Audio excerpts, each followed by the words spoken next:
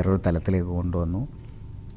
Maximum ഞാൻ എൻ്റെ അവകാശവാദമായിട്ട് ഉന്നയിക്കുന്നില്ല, മുൻഗാമികൾ ചെയ്തതിനെ പിൻപറ്റിക്കൊണ്ട് തന്നെ അന്നാണ് GIS, ജോഗ്രഫിക്കൽ ഇൻഫർമേഷൻ സിസ്റ്റം കൊണ്ടുവന്നത്. ടെൻഡറിങ്, ഇന്ന് എല്ലാവരും സംസാരിക്കുന്ന ടെൻഡറിങ്ങിൻ്റെ തുടക്കം അന്നാണ്. അന്ന് വെബ് പോർട്ടൽ കൊണ്ടുവന്നു, അതുപോലെ തന്നെ ക്വാളിറ്റി കൺട്രോൾ കൊണ്ടുവന്നു, പുതിയ ഡിസൈൻ റോഡ്സ്. എൻ്റെ കാലഘട്ടത്തിലാണ് ആദ്യമായി കേരളത്തിൽ 1000 കിലോമീറ്റർ റോഡ്, ഡിസൈൻ റോഡ് ഉണ്ടാകുന്നത്. ഇന്നും കേരളത്തിൽ ആകെ ഡിസൈൻ റോഡ് എന്ന് പറയുന്നത് KSTPയുടെ 1000 കിലോമീറ്റർ മാത്രമേ ഉള്ളൂ. ഇനി ഒരു KSTP പദ്ധതി വന്നാൽ മാത്രമേ ഇനിയും നമുക്ക് ഡിസൈൻ റോഡ്സ് കിട്ടുകയുള്ളൂ. ഡിസൈൻ റോഡ്സ് എന്ന് പറഞ്ഞാൽ അതിൻ്റെ ജോമെട്രി ഒക്കെ കറക്റ്റായിട്ട് നമ്മളുടെ ഒരു ആക്സിഡൻറ്റ് പ്രോൺ അല്ലാത്ത രീതിയിൽ അതിൻ്റെ ഡിസൈനെ മാറ്റുക എന്നുള്ളത്. അങ്ങനെ മാറ്റിയിട്ടുള്ളത് 1000 കിലോമീറ്ററേ കേരളത്തിൽ ഇപ്പോഴും ഉള്ളൂ. ഇപ്പോഴും ആക്സിഡൻറ്റ് പ്രോണാണ് കേരളം. അന്ന് അങ്ങനെ കുറേ, പിന്നെ ഒരു ഇമാജിനേഷനിലാണെങ്കിലും ഒരു പുതിയ പ്രോജക്റ്റ് എന്ന് പറയുന്നത് ഒരു കൺസെപ്റ്റ് ഡിസ്കഷന് കൊണ്ടുവരാൻ സാധിച്ചു. അങ്ങനെ കുറേ കാര്യങ്ങൾ നമ്മൾ ചെയ്തു. അപ്പോൾ ഇപ്പോൾ പിന്നെ പൊതുമരാമത്ത് എന്ന് പറയുന്നത് അത്ര മോശമല്ല, ആ വകുപ്പ് നല്ല വകുപ്പാണ്. എൻ്റെ ആഗ്രഹം പഞ്ചായത്തിനെയും സാമൂഹ്യക്ഷേമ വകുപ്പിനെയും അപ്ലിഫ്റ്റ് ചെയ്തിട്ട് നമുക്ക് നാളെ കേരളത്തിൽ പഞ്ചായത്ത് വകുപ്പ്, അതുപോലെ തന്നെ സാമൂഹ്യക്ഷേമം, അത് കൈകാര്യം ചെയ്യുന്നത് ഒരു പ്രസ്റ്റീജാണ് എന്ന് പറയുന്ന രീതിയിലേക്ക് ആ വകുപ്പിനെ കൊണ്ടുവരണം. എനിക്ക് തോന്നുന്നു കേന്ദ്രത്തിൽ എനിക്ക് പഞ്ചായത്തി രാജ് വകുപ്പ് വേണം, അല്ലെങ്കിൽ ഡീസെൻട്രലൈസേഷനുമായി ബന്ധപ്പെട്ട വകുപ്പ് വേണമെന്ന് ചോദിച്ചു വാങ്ങിയിട്ടുള്ള വ്യക്തിയാണ് മണിശങ്കർ അയ്യർ. മണിശങ്കർ അയ്യരെ പോലെയുള്ള ഒരാൾ ഈ ഡീസെൻട്രലൈസേഷനെ അങ്ങേയറ്റം പ്രോത്സാഹിപ്പിച്ചിട്ടുള്ള, പഞ്ചായത്തുമായി ബന്ധപ്പെട്ടുള്ള കാര്യങ്ങൾ കൈകാര്യം ചെയ്യണം എന്ന് അങ്ങോട്ട് ആവശ്യപ്പെട്ട ഒരാളാണെങ്കിൽ അത് ചെറിയ വകുപ്പല്ല എന്നുള്ളതാണ് എൻ്റെ ഒരു വിശ്വാസം. പിന്നെ സോഷ്യൽ വെൽഫെയർ, ഇപ്പോൾ മുകുൾ വാസ്നിക്കാണ് അവിടുത്തെ സോഷ്യൽ വെൽഫെയറിൻ്റെ മിനിസ്റ്റർ. മുകുൾ വാസ്നിക്കിനെ പ്രൈം മിനിസ്റ്റർ ഏറ്റവും പെറ്റായിട്ട് കൊണ്ടു നടക്കുന്നുണ്ട്. കാരണം സോഷ്യൽ വെൽഫെയറിലൂടെയാണ് ഇപ്പം പിന്നെ ഇന്ത്യയിൽ തന്നെ ചലനങ്ങൾ ഉണ്ടാക്കാൻ മുകുൾ വാസ്നിക്ക് ശ്രമിക്കുന്നത്. ഇപ്പോൾ എനിക്ക് തോന്നുന്നു ഉമ്മൻചാണ്ടിയും ഏറ്റവും കൂടുതൽ പ്രിഫറൻസ് കൊടുക്കുന്നത് സോഷ്യൽ വെൽഫെയറിനാണ്. അദ്ദേഹത്തിൻ്റെ പെറ്റ് പ്രോജക്റ്റായിട്ടുള്ള ആശ്രയ പദ്ധതി സോഷ്യൽ വെൽഫെയറിൽ വരുന്നതാണ്. ഇപ്പോഴത്തെ ഗവർണറുടെ സ്പീച്ച് നിങ്ങൾക്ക് എടുത്ത് നോക്കിയാൽ അതിൽ കാണാം, അതിൽ ഒരു 40% അല്ലെങ്കിൽ ഒരു 50%-ലധികം തന്നെ വെൽഫെയർ പ്രോജക്ട്സിനെ കുറിച്ചാണ് പറയുന്നത്. അപ്പോൾ അതായത് ഈ വരാൻ പോകുന്ന വർഷങ്ങളിൽ ഊന്നൽ കൊടുത്തുകൊണ്ട് ഗവൺമെൻറ് ചെയ്യാൻ പോകുന്ന മേഖലയാണ് സോഷ്യൽ വെൽഫെയർ. അതിന് മിനിസ്റ്ററായിരിക്കാൻ പറ്റുക എന്നുള്ളതും ഒരു ഭാഗ്യമായിട്ടാണ്. ഭാവി പരിപാടികൾ, ഇത് താങ്കൾക്കും ഡ്രീം ഉണ്ടാവുമല്ലോ? എനിക്ക് വലിയ ഡ്രീംസ് ഉണ്ട്. ഒന്ന് എൻ്റെ പഞ്ചായത്തിനെ കുറിച്ചാണ്. പഞ്ചായത്തിന് ഞാൻ ഒരു വർഷം കഴിഞ്ഞാൽ ഒരു വർഷത്തിന് ശേഷം പഞ്ചായത്തിൻ്റെ ഒരു വലിയ വിഷൻ ഡോക്യുമെൻ്റ് പുറത്തു കൊണ്ടുവരണം ആഗ്രഹിച്ച് ഞാൻ എൻ്റെ വർക്ക് സ്റ്റാർട്ട് ചെയ്തിരിക്കുകയാണ്. എൻ്റെ ഉദ്ദേശം ധാരാളം ഡയറി പഞ്ചായത്തുകൾ, ഫ്രൂട്ട്സ്, വെജിറ്റബിൾ ഒക്കെ ഉണ്ടാക്കാൻ പറ്റുന്ന സെപ്പറേറ്റ് പഞ്ചായത്തുകൾ, പൂക്കൃഷിയുടെ പഞ്ചായത്തുകൾ. ഒരു 5 വർഷം കഴിഞ്ഞാൽ കേരള സംസ്ഥാനം നമ്മുടെ ഇതുപോലെയുള്ള അവശ്യ സാധനങ്ങൾക്ക് വേണ്ടി ഒരു സംസ്ഥാനത്തെയും ഡിപ്പെൻഡ് ചെയ്യരുത്. നമ്മൾ ഇവിടെ നിന്ന് വിദേശത്ത് പോലും കയറ്റി അയക്കുന്ന, ഇപ്പം നമ്മൾ ഉപഭോക്തൃ സംസ്ഥാനം എന്നുള്ള നിലയ്ക്ക് എല്ലാവരും ലോറികൾ നമ്മളുടെ ഒരു സമരം വന്നു കഴിഞ്ഞാൽ നമ്മുടെ കഞ്ഞിമുടി മുട്ടും. അത് മാറ്റണം.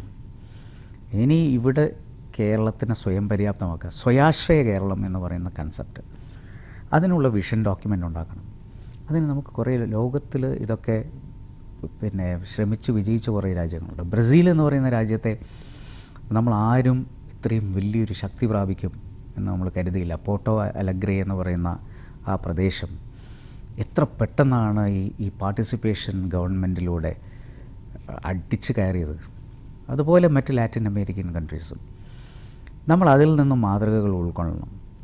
പിന്നെ നമ്മളെപ്പോലെ ആകാൻ ശ്രമിക്കുന്ന കുറേ രാജ്യങ്ങളുണ്ട്, ശ്രീലങ്കയും അവരൊക്കെ ഇവിടെ, ബംഗ്ലാദേശൊക്കെ ഇവിടെ വരുന്നു, നമ്മുടെ കിലയിൽ വരുന്നുണ്ട്.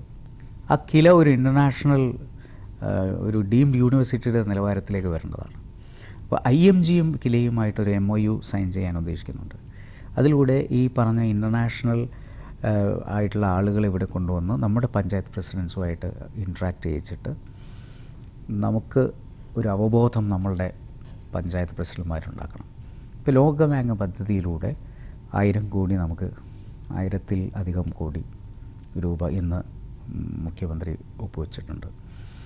അത് സത്യത്തിൽ ഈ ഇൻസ്റ്റിറ്റ്യൂഷണൽ സോഷ്യൽ വെൽഫെയർ അല്ല, പഞ്ചായത്ത് ഓക്കെ. ലോക്കൽ സെൽഫ് ഗവൺമെൻറ്റിന് വേണ്ടിയിട്ടുള്ള ഒരു പ്രോജക്റ്റാണ്. അതിലൂടെ നമ്മൾ എന്താ ഉദ്ദേശിക്കുന്നതെന്ന് വെച്ച് കഴിഞ്ഞാൽ എല്ലാ ഡാറ്റകളും നമ്മുടെ കയ്യിലുണ്ടാക്കുക, IKMനെ ശക്തിപ്പെടുത്തുക, കിലയെ ശക്തിപ്പെടുത്തുക, അതുപോലെ തന്നെ പഞ്ചായത്തുകൾക്ക് നമ്മൾ ഗ്രാൻറ്റുകൾ നൽകുകയാണ്. ആ ഗ്രാൻറ്റുകൾ എന്തിനാണെന്ന് വെച്ച് കഴിഞ്ഞാൽ എവിടെയെങ്കിലും കൊണ്ടുപോയി വികസനം നടത്തുക എന്നുള്ളത് മാത്രമല്ല, അവരുടെ അസറ്റ് ക്രിയേഷന് വേണ്ടി യൂസ് ചെയ്യുക. വീടിന് ലോൺ കൊടുക്കുക അതൊന്നുമല്ല, അസറ്റ് ക്രിയേഷൻ ഉണ്ടാക്കുക. അസറ്റ് ക്രിയേഷന് പുറമേ ഇവരുടെ പിന്നെ നിർവഹണം, പദ്ധതി രൂപീകരണം മുതൽ നിർവഹണം വരെ കൃത്യമായി അത് ചെയ്യാൻ പറ്റുക. ഇപ്പം എന്താ സംഭവിക്കുന്നത് വെച്ചാൽ അവസാനത്തെ 3 മാസമാണ് എല്ലാവരും കൂടി പദ്ധതി നടപ്പിലാക്കാൻ ശ്രമിക്കുക. അപ്പോൾ എന്താണെന്ന് വെച്ച് കഴിഞ്ഞാൽ അപ്പോൾ അവർക്ക് കുറേ ചിലവാക്കിയെന്ന് കാണിക്കണം എന്നുള്ളത്. അങ്ങനെയല്ല, കൃത്യമായിട്ടുള്ള പദ്ധതി. ഒരുപാട് ഈ കേന്ദ്ര ഫണ്ടുകൾ ലാപ്സായി പോകുന്നു. അങ്ങനെ കേന്ദ്രം നമ്മളെ ശാസിക്കുന്ന അവസ്ഥ വരെ പലപ്പോഴും ഉണ്ടായിട്ടുണ്ട്. അപ്പം നമ്മൾ ഇതിനൊക്കെ കൃത്യമായി നമ്മളുടെ ഫണ്ട് വിനിയോഗം, പദ്ധതി എങ്ങനെ നടപ്പിലാക്കും എന്നുള്ളതിനൊക്കെ ഒരു മോണിറ്ററിങ്ങിന് കൂടിയുള്ള പൈസ വേൾഡ് ബാങ്ക് തരാണ്. അപ്പം സ്റ്റേറ്റ് ഗവൺമെൻറ് ജോലി എന്താണെന്ന് വെച്ചാൽ മോണിറ്റർ ചെയ്യുക. ആ മോണിറ്റർ ചെയ്യുമ്പോൾ എങ്ങനെ പദ്ധതി നിർവഹണം നടക്കുന്ന ഓരോ പഞ്ചായത്തിനെ കുറിച്ചിട്ടുള്ള വിവരങ്ങളും നമ്മുടെ വിരൽത്തുമ്പിലുണ്ടാവും. മാധ്യമപ്രവർത്തകർക്ക് നോക്കാം, ഫെബ്രുവരിയിൽ എവിടെ എത്തി, മാർച്ചിൽ എവിടെ എത്തി, അപ്പോഴേക്കും നിങ്ങൾക്ക് വിജിലൻ്റായിട്ട് പറഞ്ഞു തുടങ്ങാം ഈ പഞ്ചായത്ത് ഭയങ്കരമായിട്ട് താഴോട്ട് പോകുന്നു. അതുപോലെ കേന്ദ്ര ഗവൺമെൻറ് ഒരു സെക്രട്ടറി ഇവിടെ വന്നിട്ട് അദ്ദേഹം പറഞ്ഞിരുന്നു, പെർഫോമൻസ്, കേന്ദ്രത്തിൽ പെർഫോമൻസ് നോക്കുന്നതിന് വേണ്ടിയിട്ടുള്ളൊരു സിസ്റ്റം ഉണ്ട്. ആ സിസ്റ്റം ഇവിടെ ഇൻട്രൊഡ്യൂസ് ചെയ്യാൻ പോവാം. ഓരോ വകുപ്പുകളും ISO സർട്ടിഫിക്കേഷൻ വരെ വാങ്ങണമെന്നുള്ളതാണ് അവരുടെ നിർദ്ദേശം. ഏറ്റവും ആദ്യം പഞ്ചായത്തും സോഷ്യൽ വെൽഫെയറും ആ ISO സർട്ടിഫിക്കേഷൻ ഉണ്ടാക്കാൻ ശ്രമിക്കുകയാണ്. ഞങ്ങളുടെ സോഷ്യൽ വെൽഫെയറിൽ 1-2 സ്ഥാപനങ്ങളിൽ ISO സർട്ടിഫിക്കേഷൻ കിട്ടിക്കഴിഞ്ഞു. ഇനിയിപ്പം നമ്മൾ കൂടുതൽ ISO സർട്ടിഫിക്കേഷന് വേണ്ടി ശ്രമിക്കുന്നു. ISO സർട്ടിഫിക്കേഷൻ എന്ന് പറഞ്ഞാൽ മറ്റൊന്നുമല്ല, ഒരു സ്റ്റാൻഡർഡൈസേഷൻ, അതിലൂടെ ക്വാളിറ്റി ഇമ്പ്രൂവ്മെൻറ്റ്, കപ്പാസിറ്റി ബിൽഡിംഗ്, ഇതെല്ലാം സാധ്യമായി കഴിഞ്ഞാൽ പഞ്ചായത്ത് എന്ന് പറയുന്ന വകുപ്പിലൂടെ കേരളത്തെ സമൃദ്ധിയിലേക്ക് കൊണ്ടുവരാൻ സാധിക്കും. ഈ സോഷ്യൽ വെൽഫെയർ ഡിപ്പാർട്ട്മെൻറ്റിൻ്റെ കീഴിൽ ഒരുപാട് അഗതി മന്ദിരങ്ങൾ, അനാഥാലയങ്ങൾ, ഇവിടുത്തെ അവസ്ഥ ശോചനീയവുമാണ്. എനിക്ക് തോന്നുന്നു താങ്കൾ മന്ത്രിയായതിനു ശേഷം പലയിടവും സന്ദർശിക്കുകയും ചെയ്തു അല്ലേ? വളരെ വളരെ ഗുരുതരമായ അവസ്ഥയാണ്. ഇപ്പോൾ ജുവനൈൽ ഹോമിൻ്റെ കോമ്പൗണ്ടിൽ പല സ്ഥലത്തും ചൂഷണവും നടക്കുന്നു, ചൂഷണങ്ങളുണ്ട്. അതിനകത്ത് അഗതി മന്ദിരങ്ങളുണ്ട്, അതിനകത്ത് തന്നെ വൃദ്ധസദനങ്ങളുണ്ട്. വൃദ്ധസദനം എന്നൊക്കെ പറഞ്ഞു കഴിഞ്ഞാൽ നമ്മളിപ്പം ശരിക്കും വൃദ്ധന്മാരുടെ വെൽഫെയറാണ് നമ്മൾ ഉദ്ദേശിക്കുന്നത്. സത്യത്തിൽ വെൽഫെയർ മാത്രമല്ല, ഈ വൃദ്ധസമൂഹത്തെ നമുക്ക് റിസോഴ്സാക്കി മാറ്റേണ്ടതുണ്ട്. ശരിക്കും ഇവർ വൃദ്ധർ എന്ന് പറയുമ്പോഴേക്കും തന്നെ നമുക്ക് എന്തോ നമ്മൾ ഔട്ട്ഡേറ്റഡ് ആണെന്ന് തോന്നുന്നു. പക്ഷേ നമ്മൾ മനസ്സിലാക്കേണ്ട ഒരു കാര്യം, കേരളത്തിൽ 11% വൃദ്ധജനങ്ങളാണ്. 10% മുകളിലേക്ക് വൃദ്ധജനങ്ങൾ പോയി കഴിഞ്ഞാൽ ആ സ്റ്റേറ്റിനെ ഓൾഡ് ഏജ് സൊസൈറ്റി എന്ന് വിളിക്കണമെന്നാണ്. ഇന്ത്യയിൽ ഓൾഡ് ഏജ് സൊസൈറ്റി ആയിട്ടുള്ള ഏക സംസ്ഥാനം കേരളമാണ്. ബാക്കിയെല്ലാം ബിലോ 9 ആണ്. നമ്മൾ എബോവ് 10 ആണ്, 11 ആയി കഴിഞ്ഞു.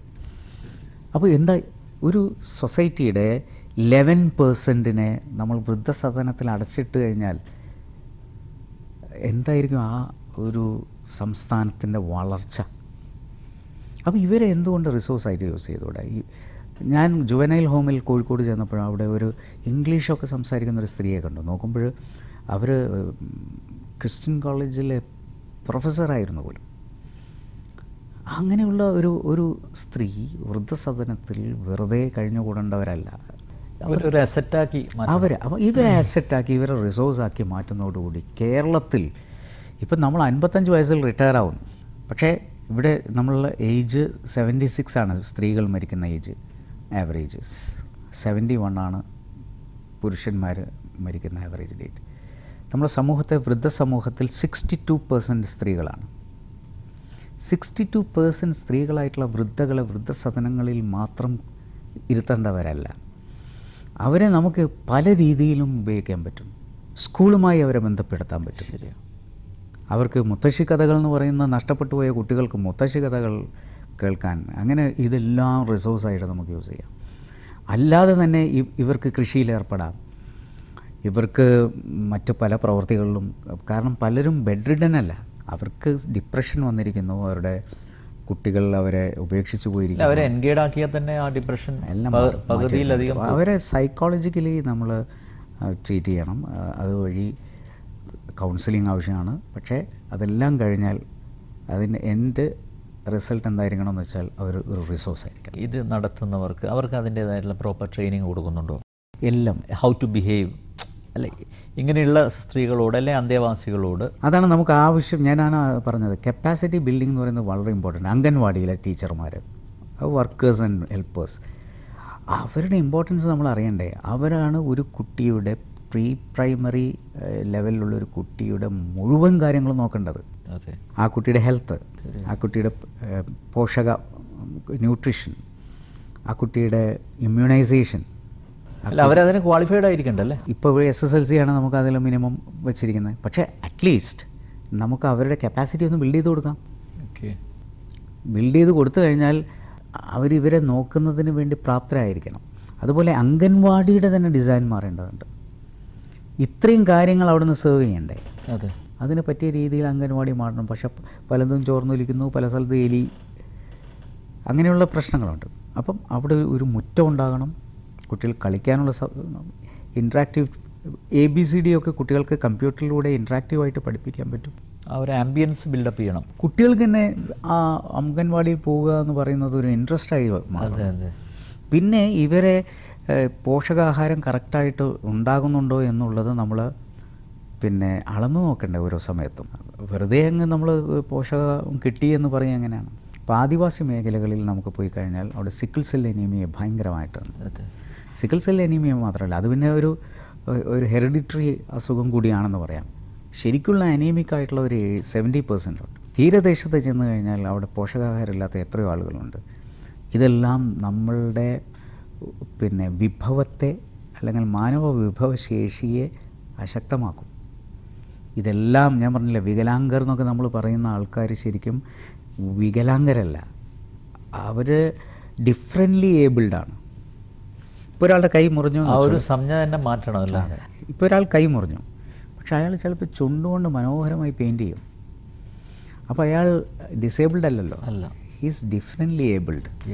അപ്പോൾ ഇഷ്ടം പോലെ ആളുകൾ സമൂഹത്തിൽ ഡിഫറൻ്റ്ലി ഏബിൾഡ് ആയിട്ടിരിക്കുന്നുണ്ട്. ബട്ട് വി ആർ നോട്ട്, നമ്മൾ ഒരിക്കലും അവരെ ട്രെയിൻ ചെയ്ത് ആ ലെവലിലേക്ക് കൊണ്ടുപോകുന്നില്ല. അങ്ങനെ കൊണ്ടുപോയി കഴിഞ്ഞാൽ ഈ വൈകല്യം ബാധിച്ചു എന്ന് പറഞ്ഞ് നമ്മൾ ഒരു പാർശ്വവൽക്കരിച്ചിട്ടുള്ള ഇവർ മുഴുവൻ മുഖ്യധാരയിലേക്ക് വരും. അവരും നമ്മളുടെ നേഷൻ ബിൽഡിങ്ങിൻ്റെ പ്രോസസ്സിലെ ശക്തമായൊരു ഘടകമായി മാറും. മുൻ സർക്കാരിൻ്റെ കാലത്ത് കുടുംബശ്രീയുടെ രാഷ്ട്രീയവൽക്കരണമായിരുന്നു ഏറെ ചർച്ച ചെയ്യപ്പെട്ടിരുന്നത്. ആ മേഖലയിൽ എന്താ ചെയ്യാൻ ഉദ്ദേശിക്കുന്നത്? കുടുംബശ്രീ രണ്ട് തരത്തിലാണ് നമ്മൾ അതിനെടുക്കേണ്ടത്. കുടുംബശ്രീയിലെ സ്ത്രീകളുടെ രാഷ്ട്രീയം ആവശ്യമാണ്.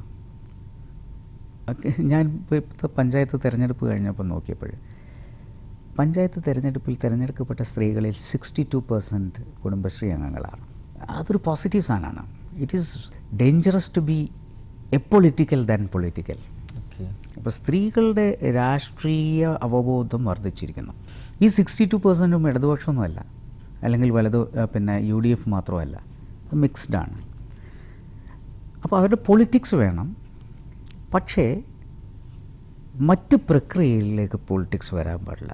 കാരണം ദാരിദ്ര്യ നിർമ്മാർജ്ജനമാണ് അവരുടെ ഏറ്റവും വലിയ ജോലി. 2 ലൈവ്ലിഹുഡാണ്, ഉപജീവനമാണ്. ഇത് രണ്ടിലും എല്ലാവരും ഒരുമിച്ച് നിന്ന് പോരാടി കഴിഞ്ഞാലേ നമ്മുടെ രാജ്യത്തിന് അതിനനുസരിച്ചുള്ള അഭിവൃദ്ധി ഉണ്ടാവുള്ളൂ. നമ്മൾ കൂട്ടുകൃഷിയെക്കുറിച്ച് പറഞ്ഞു, നേച്ചർ ഫ്രഷ് എന്ന് പറഞ്ഞ അവരുണ്ടാക്കുന്ന പശുവിൻ പാല് മറ്റുള്ളവർ 18 രൂപയ്ക്ക് കൊടുക്കുമ്പോൾ ഇവരുടെ പശുവിൻ പാലിന് 30 രൂപയാണ് ലിറ്ററിന്. അപ്പോൾ ഇതെല്ലാം ഉണ്ടാക്കിയെടുത്തിട്ടുള്ള ഒരു ഭയങ്കരമായിട്ടുള്ള വിപ്ലവകരമായ ഒരു മാറ്റമുണ്ട്, ഒരു നിശബ്ദ വിപ്ലവം. ആ നിശബ്ദ വിപ്ലവത്തിലേക്ക് നമ്മളെല്ലാവരും കൂടി വീണ്ടും